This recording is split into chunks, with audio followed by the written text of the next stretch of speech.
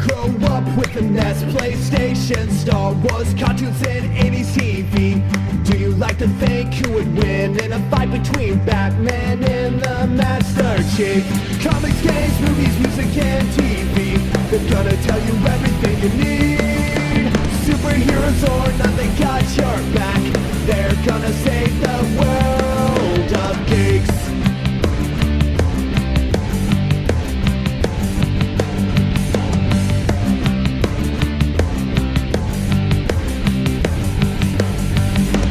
Games, movies, music, and TV, they're gonna tell you everything you need. Superheroes or not, they got your back. They're gonna save the world of This Week in Geek. This Week in Geek. Well, hello, and welcome out to one of our summer vacation special shows. That's right, it's been a couple of weeks. We've had a bunch of movies and games and products and everything come in during our hiatus, and it's time to collect all the reviews sort of in one place here for you. I personally will have a bunch of movies in here. I know Birdman's got a few different things, and I believe Ken's working on some stuff, so it all depends. We might end up actually having to split this into a couple of parts, and some for embargo, but some just for timeliness. And if that's the case, we'll have another show in about a week or so. But as it stands, you know, what's sort of been new is we're still in the grips of the heat wave. It's starting to break. I know Birdman's been out and about finally doing the stuff that he wanted to do. I have mostly been hermitized, but working on playing games and different things for the show, as well as some stuff just for fun for myself. I went and saw the Superman movie with my brother. We had a good time with it. That was fun. As far as other big movies coming out, I've debated seeing some of the smaller pictures, like I Know What You Did Last Summer and a few others, and I'm not entirely sure anything's really pulling me to theaters just yet. I'm probably going to go out to see the Naked Gun movie. I was sort of on the fence, but our local chain has this thing going on. If you see the four big blockbusters that are promoted this year, not counting Fantastic Four, surprisingly, which I am going to probably go see, but it was like Mission Impossible, F1, Superman, and then Naked Gun. If you see all four, you end up getting a free ticket plus popcorn and drink for the next time you go to the theaters. And I thought, you know what, I've seen three of them so far, I may as well see the fourth, so I'll probably go see that when it comes in the next few weeks. But as it stands, that's pretty much been it. I also taking some time to visit my mom. She's been going on some trips and doing things. So I've been sort of cat sitting because she's getting stuff done. She's got knee replacement surgery coming up in a week or so. And of course it's going to lay her up for a fair bit. So I'm going to probably spend a week or so at her place, making sure that she goes and recovers quite well, because, you know, she lives alone, and just making sure that she's okay, but also, you know, she can't go down to the basement or anything. So I'll be on like laundry duty and taking care of the cat, you know, kitty litter, all that fun stuff that requires stairs and bending and things that not so good after you've had, you know, knee replacement surgery in your late 60s, right? So she's probably going to end up having to do that again when she gets the other knee done, because she's getting both. They just don't do them at the same time, obviously. So that is going to be, you know, my next week or so. I'll probably take the Switch 2 over to her place, maybe take some movies or something, spend some time with her, make sure she's fine, but she's going to be tired probably on some painkillers and meds recovering. So it's just, you know, keep an eye on her. So that's my plans for the next week or two. But yeah, pretty much it's been very, very warm. So it's been mostly like watch movies, play games. Birdman and I are supposed to meet up sometime over the next week or so to hang out and do a visit now that the heat is starting to break, because it was deathly. I didn't want to go out and do basically anything other than going straight to the movies and back when I did go out. There's been some games that have come out we're reviewing. There's been sort of a wait and see what's coming for the bigger stuff. Sort of a lull this time of the year, which is good, you know, for us, because it gives us time to catch up on things. I've edited a bunch of Earth versus Soups that we're going to have over the next several weeks coming out. And I guess I'll sort of come back at the end just to give an update on what programming we have coming up, because Birdman has also been recording some interviews and some stuff. We also have like the evergreen content that we talked about that we pre-recorded ahead of time. So it's going to be a mix and mash of that stuff over the next little bit. So I guess I'm going to send it over probably to myself or Birdman and start off the reviews, and I'll come back right at the end, right here on ThisWeekInGeek.net. Hey guys, this is Mike the Birdman here. I'm here to talk about something we got from our friends over at Sony Interactive Entertainment and Kojima Productions. I'm talking about Death Stranding 2 on the beach. So first things first, I do have to say this is a unscored review in progress. This is one of the strangest games I've ever had the chance to play. First things first, I guess I should mention, I never played the first Death Stranding. However, Alex and Ken have. I've watched extensive videos on this. I've had a chance to talk with people who've had a chance to finish this and have a pretty good experience with the franchise. So this game picks up about a year to 11 months after the first game. Sam is once again just trying to live in peace with his weird baby, Lou. And, well, one of his friends comes out of the blue, basically fragile, and says, "Hey, I got a job for you." And as you can guess, it is time to begin the process of being a courier and expand the chiral network yet again. And because it's Kojima, weird is the middle name of this game. And it is a very unusual game. It's not just delivering packages and exploring. I mean, it is that too.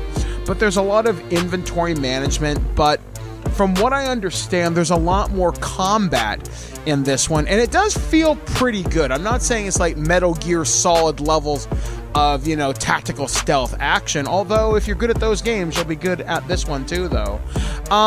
It's interesting, though. I mean, I like what I've played with this, and that's why this is definitely a review in progress. This is a game that's going to take me at least 40 hours to get through, and I think if I'm willing to take the time and do all the side activities, I could probably tack a lot more onto that if I want to completely platinum this game, because this is something that I don't think that you should rush. I mean, it's a gorgeous looking game. In the opening hour of this, just wandering across the desert, it's like photorealistic. When the game starts up and boots up and you eventually go to Sam's house for the first time, it looks like a movie. Like, this really pushes the power of a base PlayStation. I can only imagine how good this looks on a PlayStation 5 Pro, which I don't have. But it is unlike anything I've really kind of played before. And I guess that's the thing with Kojima games, right? It adds a lot more from the original game, from what I understand, just in terms of you having access to different modes of transportation, easier inventory management. You have a lot more weapons at your disposal. Actually, when I got sent the review code for this, we were sent the base code. I actually went out and bought myself the upgraded edition of this so I would have access to different weapons. But sometimes combat isn't the best way to tackle a situation. Sometimes if you could sneak around a base, that's probably the better thing to do. But one also thing to remember with this is you can also not. Sometimes you can store your stuff out in these little things you can build, but eventually the environment could take those out. It could be like Timefall deals with it, or, a really shitty rainstorm or something like that. Like I said, I've never quite played anything like this, and I don't know if this is the game for me. And it's not saying that this is a bad game, because it is absolutely not. But Death Stranding 2 on the beach, if you really liked the first game, if you really want to see where Hideo Kojima's mind is at. In fact, I would love to sit down and talk with this guy for 10 minutes just to say, hey man, what were you like as a kid? Because I've got some questions. I think you're going to have a lot of interesting philosophical insights into this, and it's a very chill game if you want it to be, despite there being a lot more combat in this, and you really have to plan things out more so than I think you did kind of previously.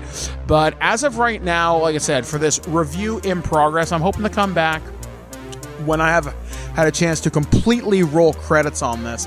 But I did want to offer some thoughts on this. This is a beautiful game. It is unlike anything I've ever played before. And this is definitely more something Alex and Ken's speed, so I'd love to get their thoughts on it.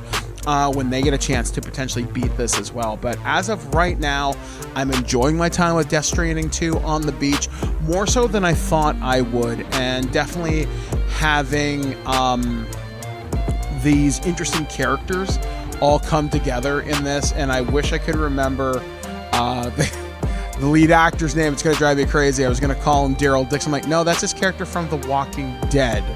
That's not correct. But still, it is a unreal game. I very easily see this being a contender for Game of the Year when everything comes down to the Game Awards later on this year. So yeah, keep your eye out on this game. I think you're going to be pleasantly surprised. So that is my review in progress, unscored, for Death Stranding 2 on the beach on the PlayStation 5. Alex, the producer here, and our friends over at Be Quiet sent over a couple of keyboards I mentioned last time for us to check out. And this week, we are looking at the light mount keyboard. Now, this is, again, similar to the dark mount, comes in both a silent linear and a silent tactile version. And the main difference here being, again, that it's about the actuation, whether it has the feeling of something where when you press it down, that it's like the ka-chunk, or if it's just a smooth actuation as you go. The difference here between this and what we saw with the dark mount was this is all one piece. It's not the modular design that we saw previously. What you have here is a more traditional layout. It does have a really cool sort of knob on the left-hand side that you can use for volume or whatever you want that way. But as far as what's included, it does have a numerical keyboard on the right-hand, a numerical pad on the right-hand side. It's a little thinner than what we saw with the dark mount. It still has that sort of elegant but industrial look and feel to it. The knob at the top left, can default to like a volume knob, and also has like a mute button on the top of it as well. And it looks like something you'd see in like a flight sim setup, which is kind of cool. As far as anything else is included, it does have the keycap remover that you can use to clean or replace the keycaps or change the switches however you want. It does have the same 3 layers of foam for extra silent keystrokes that was in the other one as well.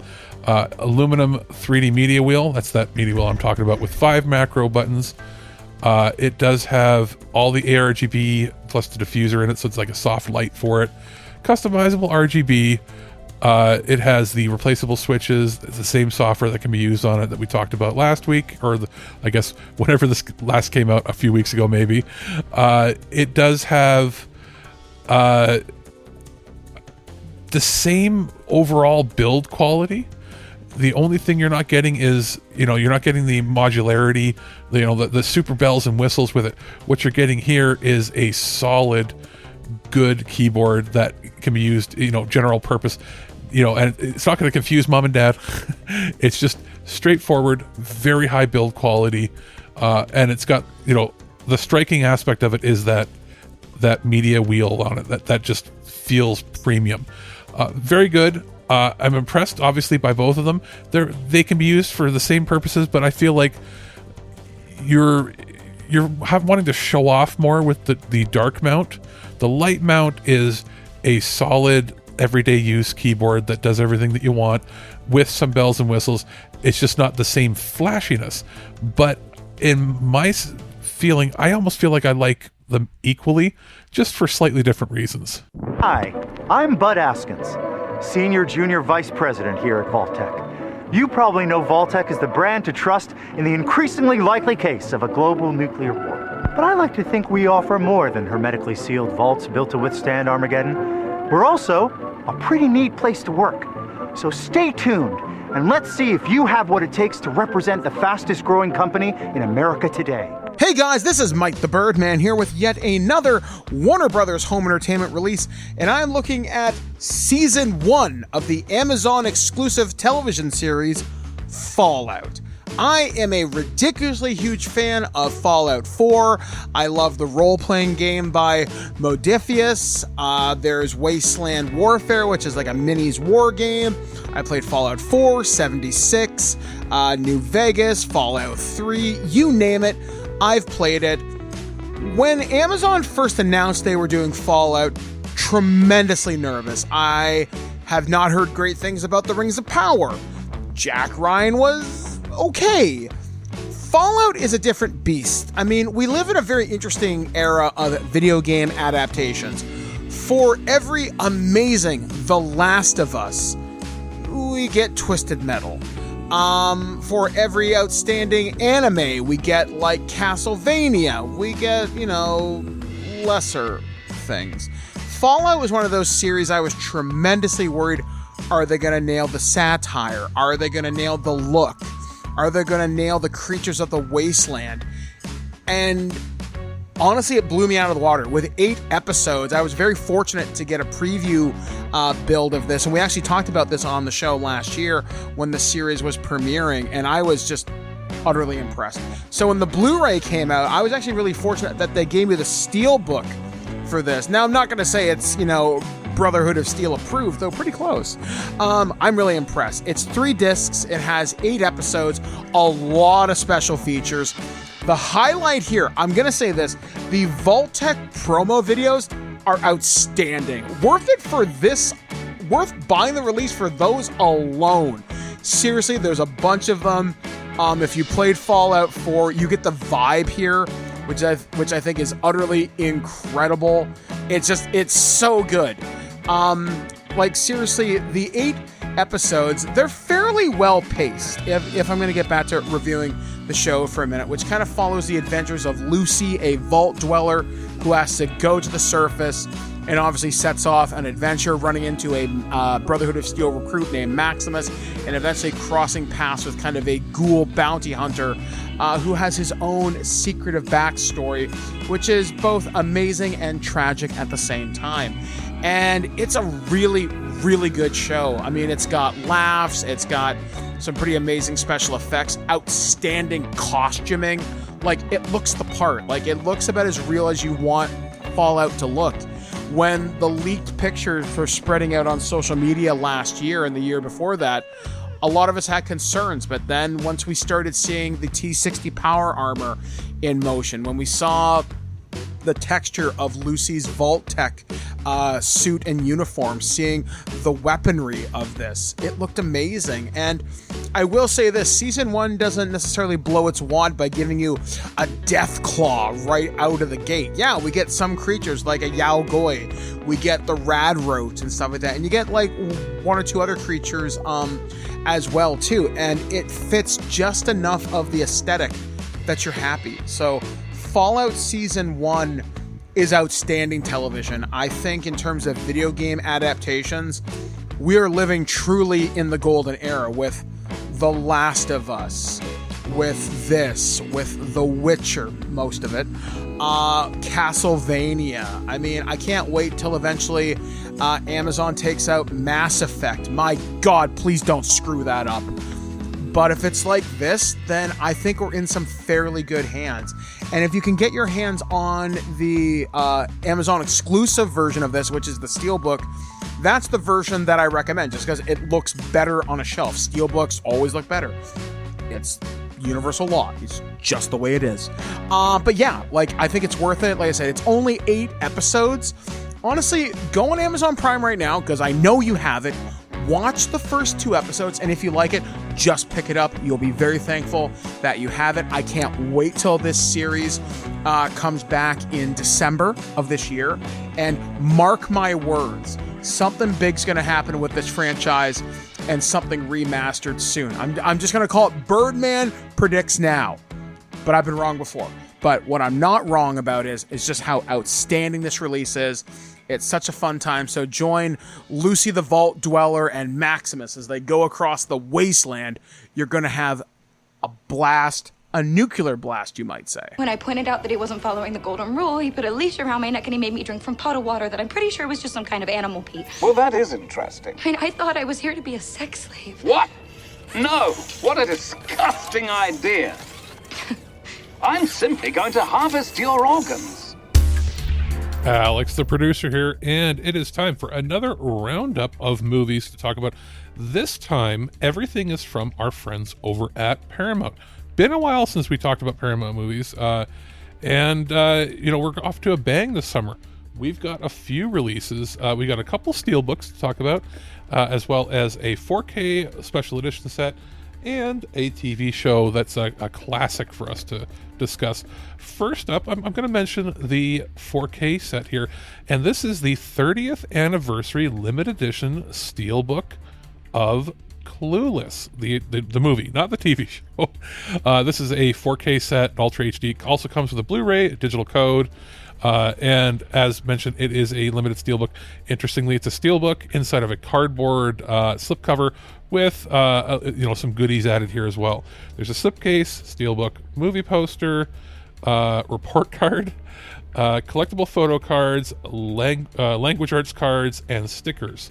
There are Clue or False. There's a trivia game included, Class of '95, which is a look at the cast then and now, creative writing with writer-director Amy Heckerling, the Fashion 101 feature, language arts, Suck and Blow tutorial, Driver's Ed, We're History, stories from the cast and crew, and it's a pretty solid set overall.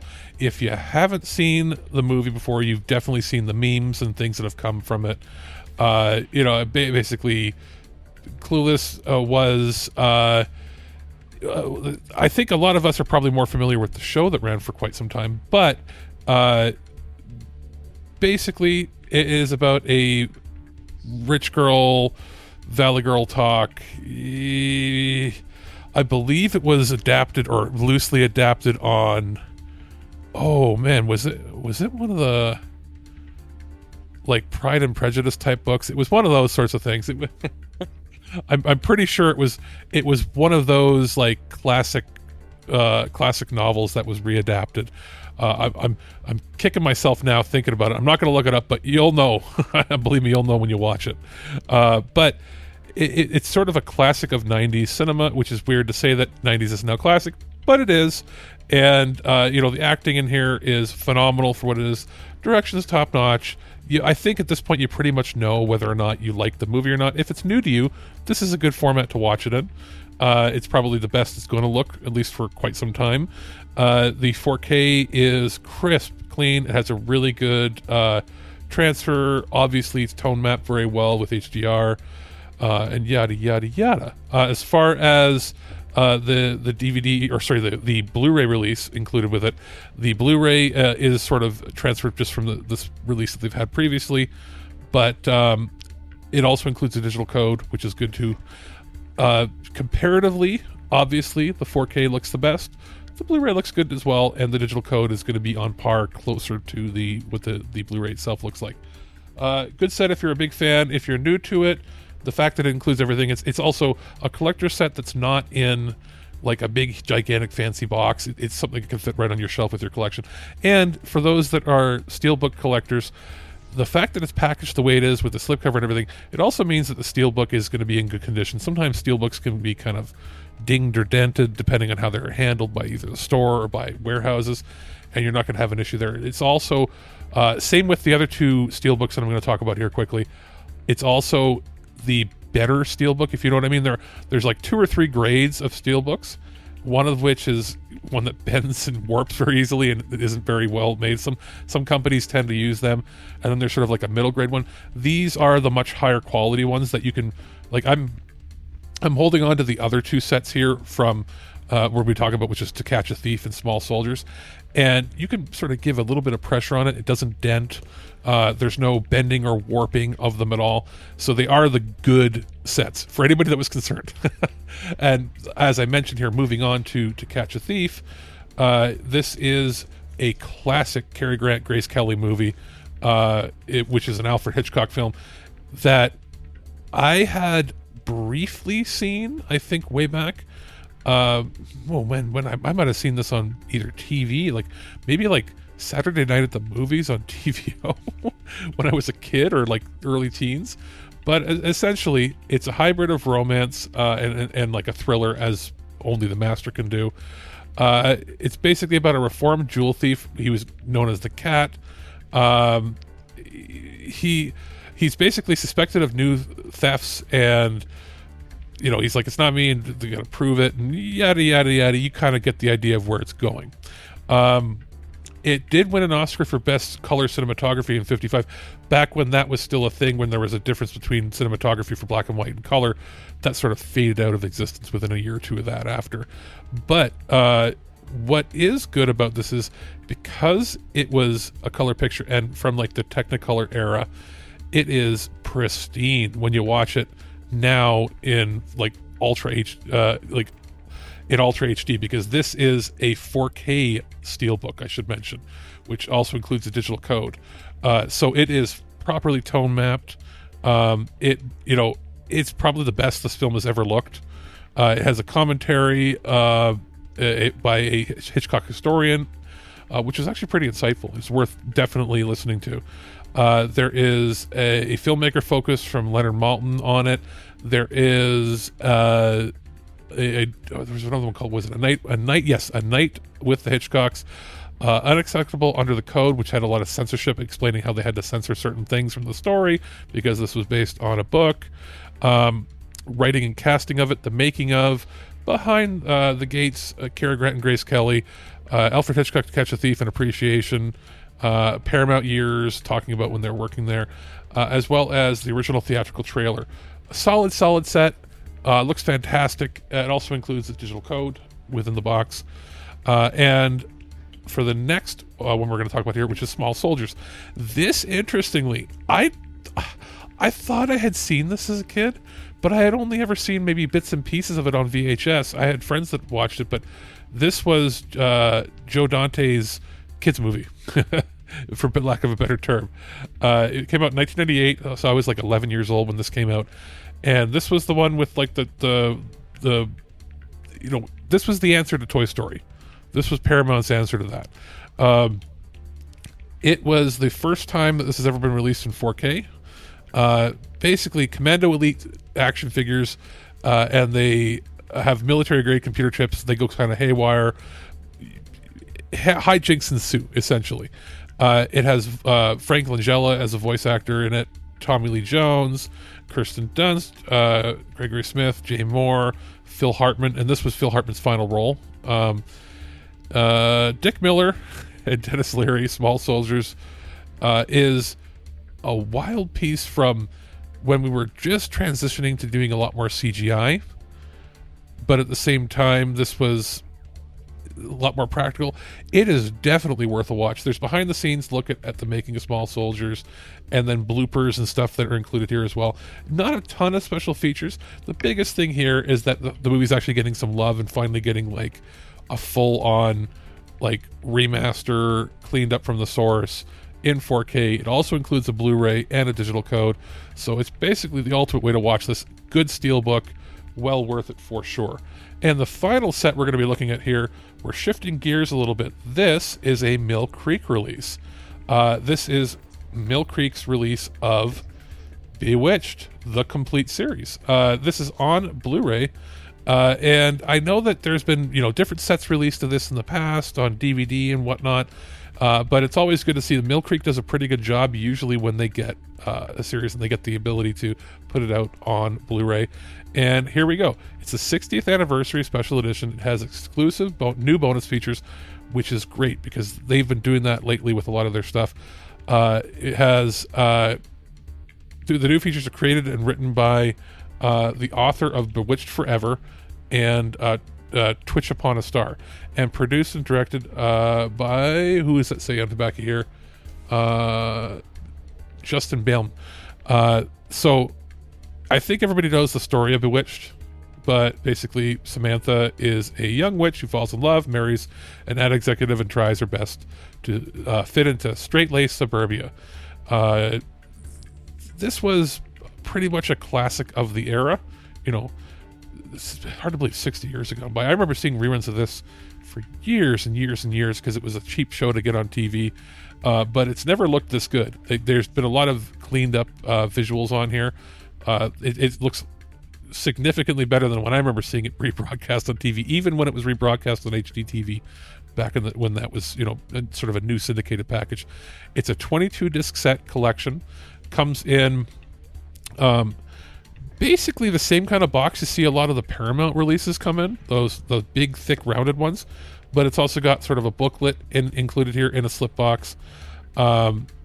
It also includes the first 2 seasons in the original black and white presentation, and then the rest of it was obviously in color. So it's got everything here. DTS Master Audio 2.0. It's as clean as the audio is ever going to be, and it sounds great, honestly. The 1080p, it's not cropped in any way. It's not like open matte. They didn't do anything to it. It's in the proper television aspect ratio.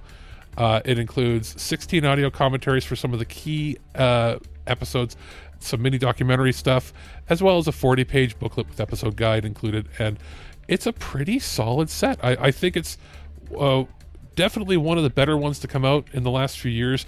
I think a lot of these shows that they've been sort of slowing down with what they've been releasing, and it's really nice to see a classic like this get the love it deserves. Well worth it. Pick it up for mom, dad, grandma, grandpa, or for yourself if you're just looking for something that's like lighthearted you can throw on and just the world is kind of crazy, so maybe having something like this just to have a bit of escapism every now and then is a good thing. And that is going to do it for our roundup here of releases. We've had a bunch of stuff from Paramount and something here from Mill Creek. We'll have more coverage to come on new shows and movies as we get them over the course of this summer. But that's going to do it for our I guess, 3rd, maybe 4th roundup of different releases that we've received while we were on our summer break. And I'm going to send it back to myself or Birdman right here at ThisWeekInGeek.net.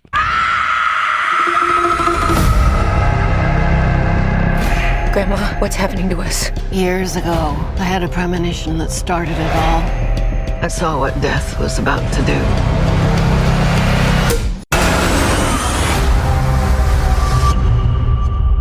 I saved a lot of lives that night. Everyone needs to get off the dance floor! Lives that were never meant to be saved. But death doesn't like it when you mess with his plans. Hey guys, this is Mike the Birdman here. I'm here to talk to you about one of the latest releases we got from Warner Brothers Home Entertainment. I'm talking about the Blu-ray plus a digital code release of Final Destination Bloodlines. This is one of the first movies I had a chance to go see in the theaters not too long after my wheelchair was repaired, and what a fun and fantastic experience this was. Hard to believe that the Final Destination franchise has been around since like the early 2000s with like Devon Sawa, and obviously it's been a number of years since we last saw this franchise. I want to say like 2011 or something. So either way, it's been a long ass time. Was it worth the wait? I'm gonna say yeah. This is a pretty fun movie. So it starts off back in like the 50s or 60s, and there's this woman who basically has a premonition that stops this catastrophic accident from happening, as something that kind of resembles like the CN Tower meets the Space Needle sort of thing. And obviously now death is like, wow, you screwed me over, I'm coming for you. And it all trickles down through the family till it eventually gets to this young woman named Stephanie, and she starts having visions about her grandmother. And as you can guess, hilarity ensues. Family fun for everybody. This is violent AF. There are some fake outs in this movie that are like, oh my god, that's gonna happen, it's gonna happen, and then it doesn't. My favorite kills probably include the backyard barbecue. That's all I'm going to say about that.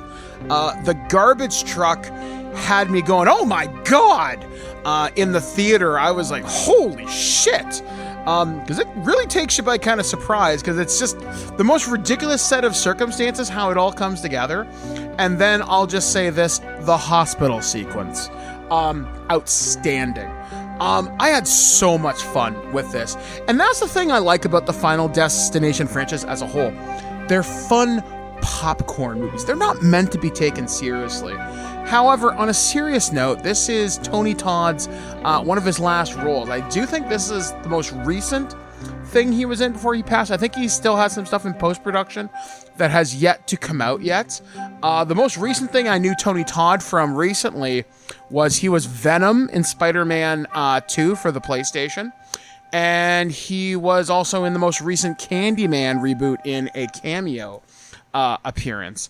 But seriously, Final Destination Bloodlines, it's a fun movie. Like, it's ridiculously fun. Now, in terms of special features, this disc is a little bit weak. There's a lot of, like, fluffy type stuff, whatever. No more than, like, 5-10 minutes a piece on that stuff, and it's pretty light material. There is an audio commentary. Not my jam, but if you're into that sort of thing, I think you actually may get a little bit of mileage out of this. Is this movie worth owning? Well, I'm going to say yes, especially if you can get the better 4K edition of this. I mean, on Blu-ray, it's going to look great. On 4K, it looks outstanding. This is something I hope there will be like a box set come out around Halloween with like everything in one collection. I think that would be pretty kick-ass. That's what I might say for this. Like, if you can get this as a gift, pick it up. If you already have the previous releases of Final Destination, you're probably already a completionist and already have it. Regardless, this movie's worth watching. I really had, like I said, a fantastic time with it. Really cannot complain about it in any way, shape, or form. Just wish there was a little bit more to the special features here if there was anything to nitpick. But overall, Final Destination Bloodlines, it's a fun time at the movies. It's a wonderful little slice of horror cinema we don't see too often. And yeah, I think you're going to have a fantastic time with this. Rest in peace, Tony Todd. Bloodworth, we thank you for your service and helping us avoid death itself. So that's my review of Final Destination Bloodlines, once again from Warner Brothers Home Entertainment. Maybe Death's not actually coming for our family. Because that would be crazy. Good luck. Dina, run! This way!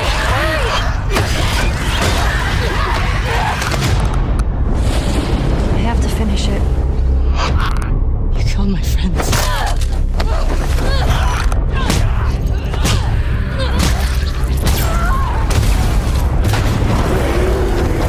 You remember me? We let you both live. I wish things were different. You can choose to be I got your back. You can't stop this. We've come quite far. How much more do we have to go? It's surprising to see a city in a place like this. All this talk of you being the chosen one, it ends here. Why would she want to destroy us? Why did Mother Sphere hide this truth from us? There will be nothing left of you when I'm finished. That's not an ordinary enemy. What is that?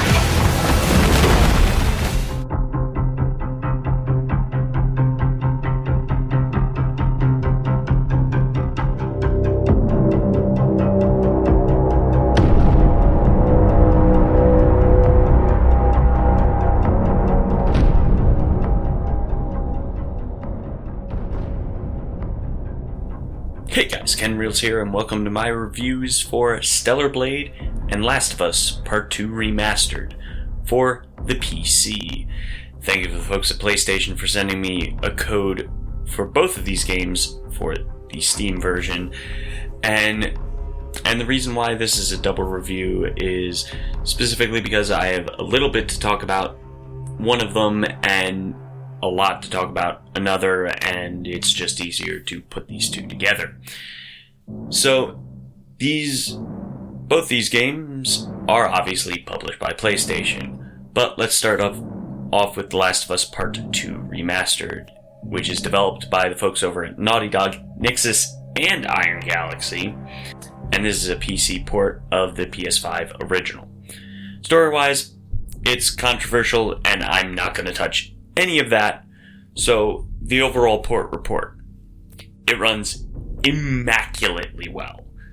Thankfully, Nixxes was used to actually help on this port, and we got a port that didn't absolutely fall apart like Part 1 did at launch.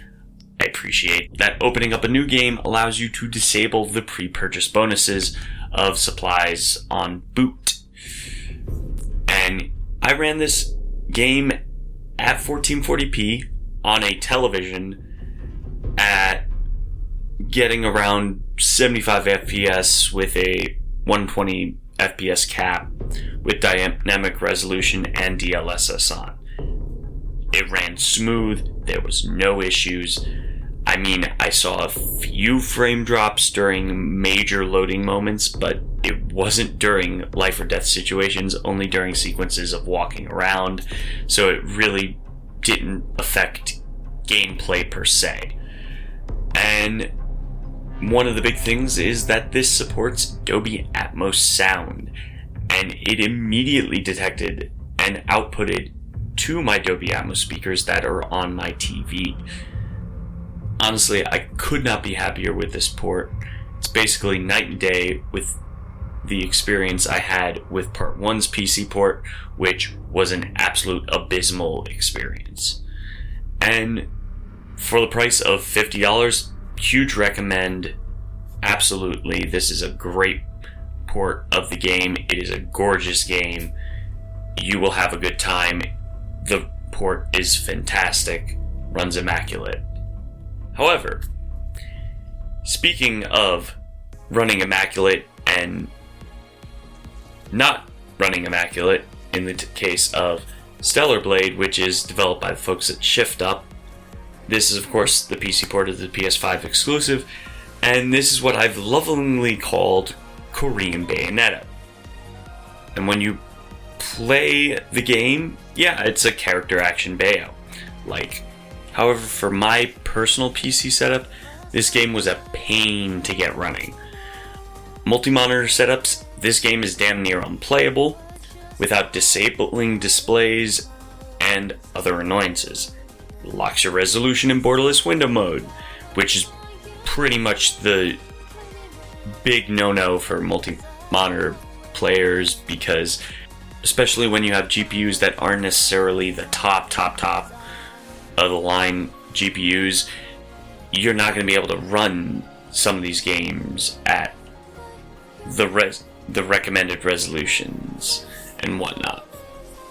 In my case, I'm running a 8GB 3070 Ti. I can run 4K at decent settings, but I can't really run 4K at recommended settings of high and whatnot. But it locking the resolution in borderless window mode is really bad, and I do not like that at all. I had to go down to either 2 displays or even 1 display, and it still was getting massive issues at recommended settings, which is 1440p at medium for the recommended spec, which my system is higher than. There's no reason why this should be happening. The NVIDIA app settings changer doesn't help, because it's recommending 4K on high, and that was definitely not happening. And to be fair, this could be the implementation of Denuvo's anti-tamper software in the game being extremely poorly done. And I've never experienced this kind of situation with Denuvo, but holy hell, this is a mess. At least there is a free demo on Steam, and my recommendation is to go download that demo and see if you can run that before picking this game up. Currently, until I see more patching in the future, I would not recommend this game if you're running a similar setup to mine. The game itself will run you $60 USD, while the complete edition, which I had received for review, and that includes all the costumes and content that was previously released, will run you $80. Again, highly recommend Last of Us Part 2 Remastered, but Stellar Blade, no go. Definitely no go. At least in its current state. Needs some patching. Huge VRAM issues. Huge issues with multi-monitor setups. It's not a perfect port. So hopefully some patching will happen and we see resolution with that. But for now, not really a recommend. This is a play the demo.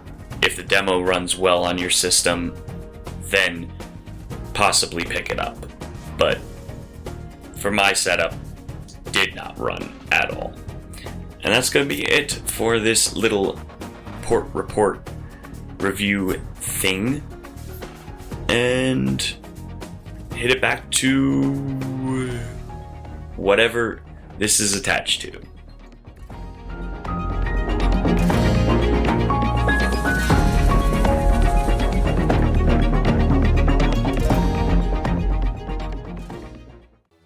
Our friends over at Bandai Namco Entertainment of America sent a review code of Patapon 1+2 Replay to check out on Nintendo Switch and Switch 2. This is surprising because I remember this being a PlayStation franchise. I didn't realize that it was not like fully owned by them. You know, it's one of those things where it was probably just an exclusive because they had a deal. I'm not sure all the background stuff. Just it's one of the surprising releases that is now getting remastered, but not on a PlayStation platform, or at least I'm not reviewing it on a PlayStation platform. I'm reviewing it on my Switch 2, and this is definitely interesting because I had never played them originally, and it is a hard to describe. It's got some RPG elements, but basically it's a rhythm game where you are the god ruler of these little creatures, and you're going along with the beat, using the drums essentially to inspire them to attack and gather resources, grow their army, and sort of conquer this little world they live in. And it's actually pretty fun. I found myself at first struggling figuring it out. Even though it seems simple on the surface, there was a little more to it. But I do think once you get used to it, I ended up playing for hours and hours and hours, and I had a great time with it. Obviously included here is both Patapon 1 and 2. The remaster looks pristine on my Switch 2 playing it. Either docked on television or playing it, in handheld mode.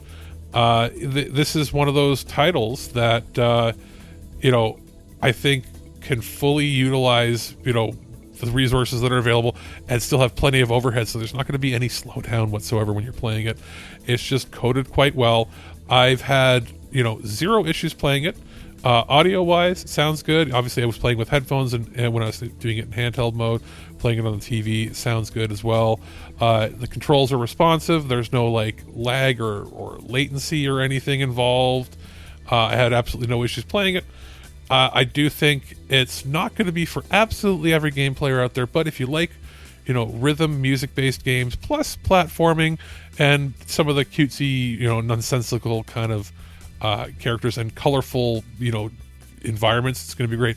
If you're somebody who has a television that's got OLED or something, it'll be super, super contrasty and inky. If you're somebody who, plays it portably, you're going to have no problem with it as well. It's nice and bright and vibrant, even on the Switch 2 screen, which in itself is a bit of a downgrade from the Switch OLED for Switch 1. So, there's some trade-offs depending on how you play it, what form you're playing it in, but it's one of those ones where it's super crisp and clean and easy to read and see and perform in, no matter what you're playing. And it's got a good vibe to it. That's probably the most important part. I do think it's a solid remaster collection, and it's definitely worth your time. Alex, the producer here, and I am here to talk about a bunch of movies. We're doing one of our movie roundups here for our holiday summer break. I think this is probably the second or third one we've done where we're collecting them, sometimes by entire studios that have sent a bunch of stuff, and sometimes just with sort of the random ones that all came within a week or so of each other, just to make sure that we get prompt and coverage out for all these, because they're in many cases great summer movies to watch while you're in the sweltering heat, which is what we've been dealing with for quite some time. And right now I have 5 movies to talk about, 4 movies and 1 television set, or sets thereof. We've got a few from our friends over at A24, as well as some stuff from a few other random companies. One was something that aired on Apple TV, as well as some Mill Creek, and who else do we have here? We have some stuff from Neon. First, I'll go into, we received a DVD from Neon, Hell of a Summer. I had heard of this. I think it had a very limited release in Canada in theaters, maybe one weekend. Maybe because it's the kind of thing I probably would have wanted to see, but didn't get a chance to. And yeah, we were sent the DVD. It's been a while since we reviewed an actual like plain DVD, but I'm happy to say that for what it is, it looks pretty good. All things considered, when it comes to the actual like visual fidelity, you know what to expect from a DVD at this point. But it is framed in 1:8:5 aspect ratio. Looks fine. It's anamorphic. Pretty standard release is what you'd expect. 5.1 audio.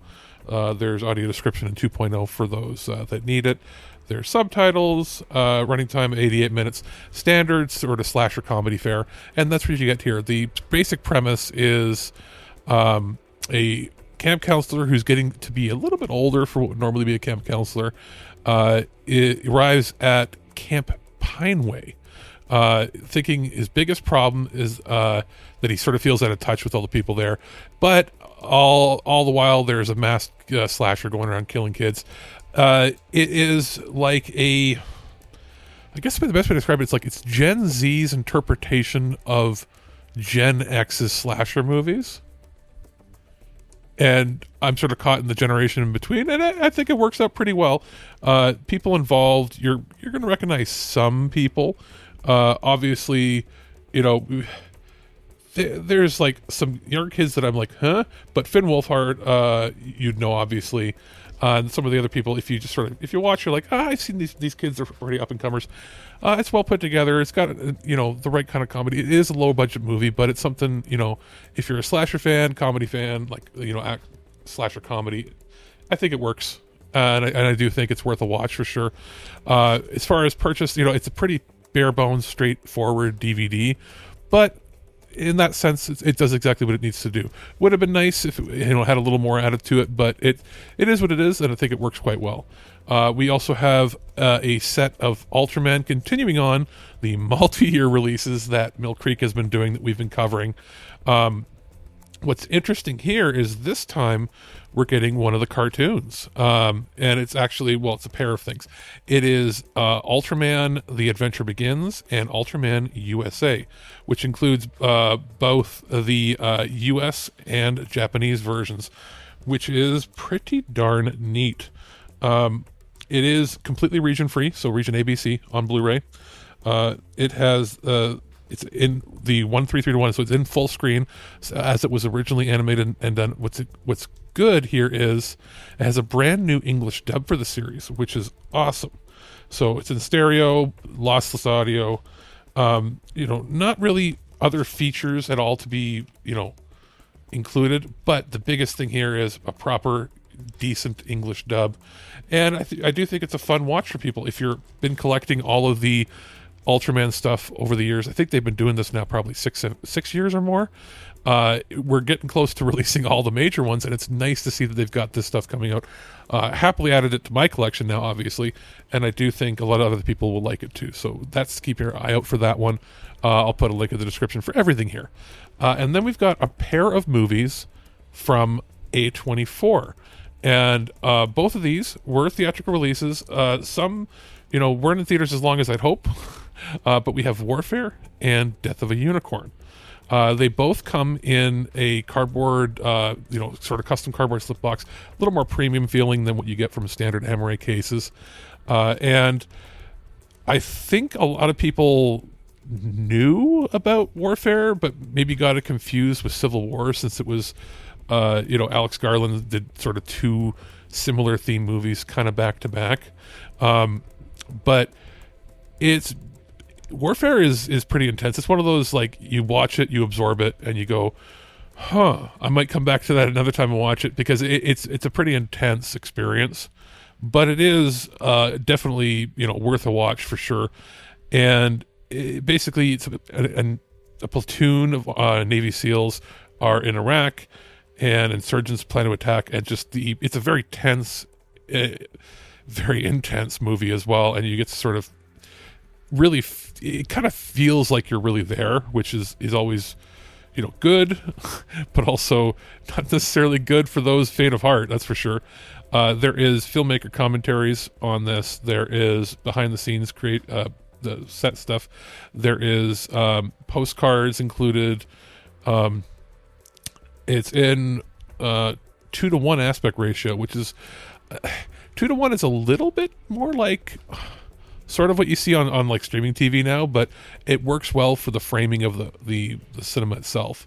Dolby Atmos audio, subtitles, everything you come to expect, and it's quite a good release. And Death of a Unicorn is one that I missed seeing in theaters, and I had really wanted to see it. It's just timing didn't work out, and yada yada yada. So now I finally get to watch it. This one is Paul Rudd and Jenna Ortega accidentally hit and kill a unicorn while en route to a weekend, where they're trying to stop a pharma guy from exploiting its healing. There's a lot of stuff going on. It is action horror, monster movie, kind of ridiculous. I really feel like it went under the radar way more than it should have, and I do think it's worth a watch for sure as well. There is audio commentaries included here. There's deleted scenes, again, postcards included. It's been 2:3:9:1, so it's in full scope ratio. Dolby Atmos audio, as well as it's, again, I think it's going to become a cult classic. I do think people are going to, slowly grow with that over time, and it's another solid release from A24.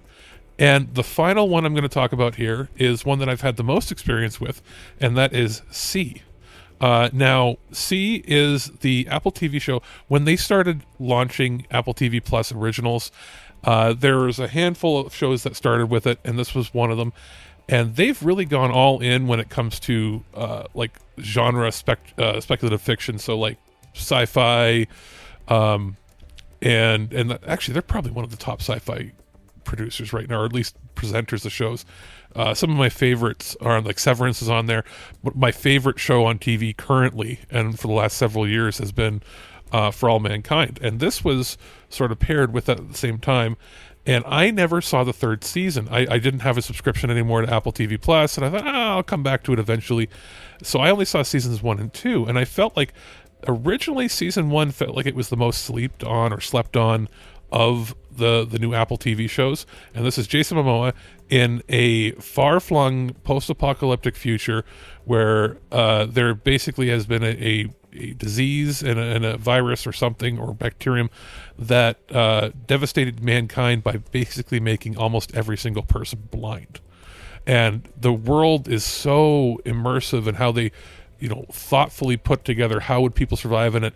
Like they string strings with like chimes and stuff on it between buildings, so you follow the strings between buildings, and that way you can tell when somebody's coming in the area. You can cross by them, but at the same time they'll fight elaborate battles, like almost like medieval times kind of battles, and they have to basically be silent as they're going into the battlefield, and then like figure out who to kill. It is a lot of wild stuff, and the basic premise is a couple of children are born with the ability to see, and that could dramatically change history and the future. And you're also uncovering as you go what maybe happened to people, why these societal norms all fell apart, and a bunch of other crazy stuff. And each season delves a little deeper into it, and the third season I did not get a chance to see until now, and I had a great time watching it, because this is a set that is a 6-disc Blu-ray set that includes all 3 seasons. It's because shows are a little bit shorter now, that they generally don't have as many episodes. You can actually fit a fair amount. So season 1 is 431 minutes, season 2 is 447 minutes, and season 3 is 414 minutes. So basically the runtime that you would get out of like a season and a half of a traditional television show, but the quality is just so much higher, and it's not like there's no wasted time on this show. Every moment, and every episode means something. It's in a sort of an odd aspect ratio, 2.1 to 1 ratio. It's a little odd, but it suits the show very well. It's also got 5.1 DTS master audio. This is the best the show has looked. This is one of those shows that, yes, it did stream in 4K when it aired on streaming, but 4K streaming is generally and almost always, can't say with fully declarative, but almost always significantly lower quality than 1080p on a disc. And the reason for that obviously is the bitrate. So when you're watching a 4K video on streaming, even if they're using the modern codecs like AV1, which most of them still weren't at this time, you're looking at roughly 4 or 5 gigabytes of data for an episode. Well, you get that or almost double usually on a Blu-ray at a lower resolution. So it's basically you get double or triple the bitrate per pixel, or sometimes even quadruple that. So details are generally cleaner. Obviously, the best format for this show would have been, maybe popping it out on a 4K disc. I noticed that a lot of the streaming companies, when they do eventually release discs, with the exception of maybe Warner Brothers and Paramount, a lot of times they don't put out 4K discs of their shows. So this is kind of the best way to watch the Apple TV show. I'm actually very happy that they put it out on disc because, again, not a lot of streaming platforms do that. So getting this, I was able to watch, and I did watch side by side, and seeing for what I remember previously, and comparing it even to like still shots that people have taken from the original broadcast of it on Apple TV Plus, it is of better quality. So don't think of this and go, oh, the streaming copy's better. No, this is one of the cases where for sure owning it on disc is better, and it's a good package to watch it all. You can watch this, basically a season, each weekend. You get 3 weekends out of this if you wanted to, or take it easy and watch it bit by bit. But it's a solid release. It's got a slip cover over the standard Emery case. Not really any other features to see. I would like to see more, but I'm just very happy that it's been released at all. And I do think it's definitely worth picking up if you're a big sci-fi fan, because there's a lot more thought that went into this than in a lot of other shows. And that's going to do it for this sort of roundup on sort of the random movies and TV shows that we've received from these studios over the last little bit. And I'm going to turn it back over to either Birdman or myself with another review right here at ThisWeekInGeek.net. We've been gone a long time. We back now. You twins? Nah, we cousins. There are legends of people with the gift of making music so true.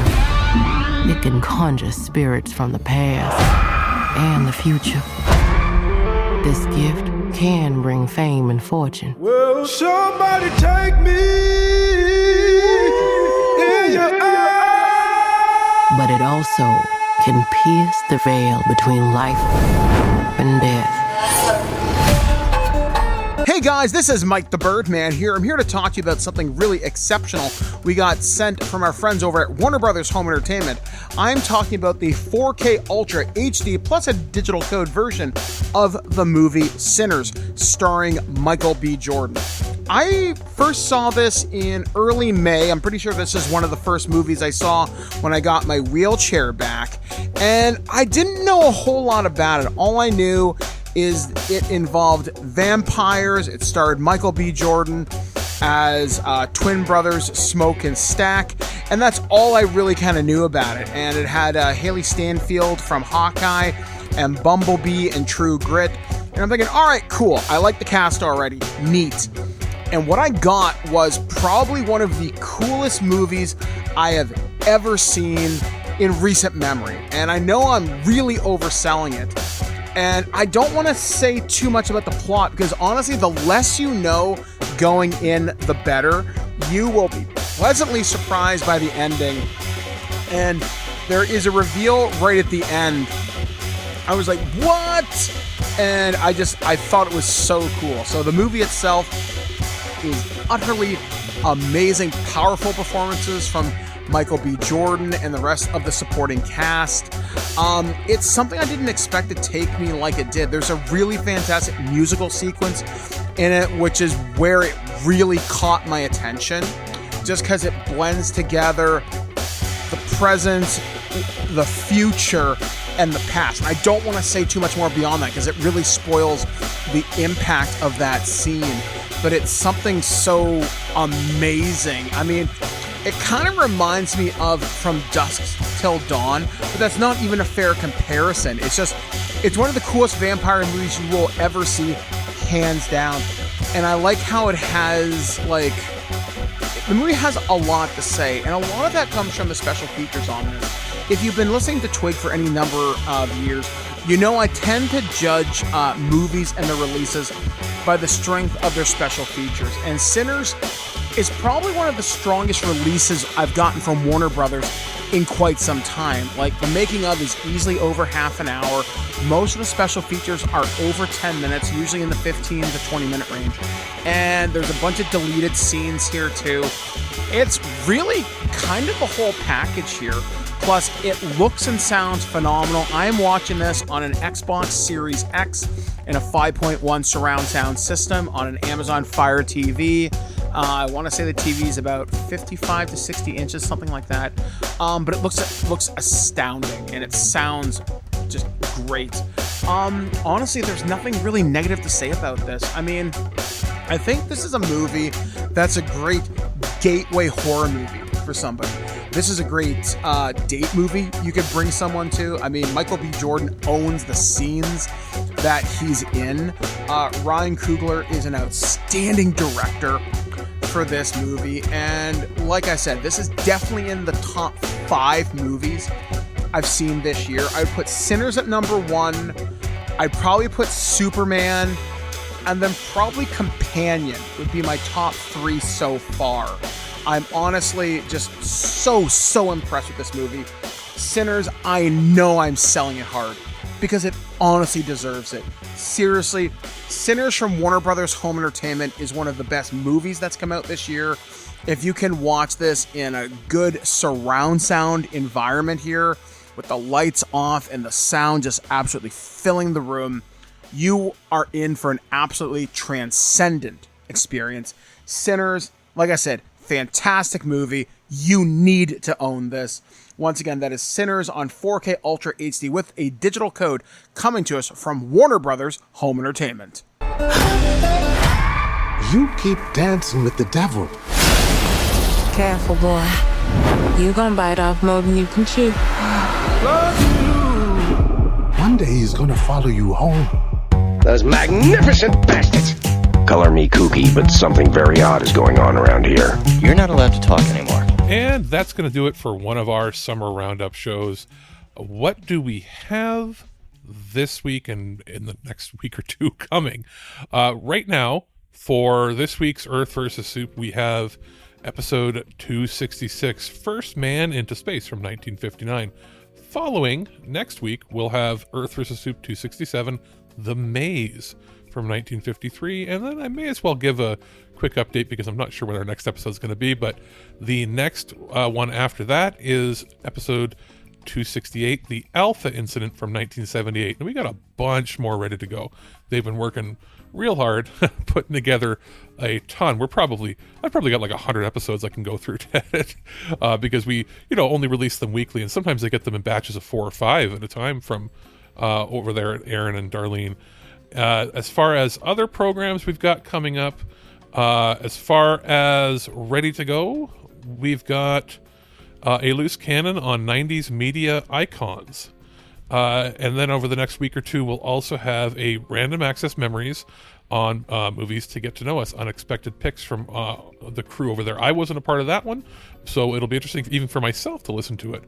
And then we've got a bunch more coming, and I know Birdman has a few that are more timely. I think we got some interviews coming up. I'm not sure exactly the date, but those will be posted within either right at the same time as this or within a couple of days. And then also we have a Sunday Funnies coming up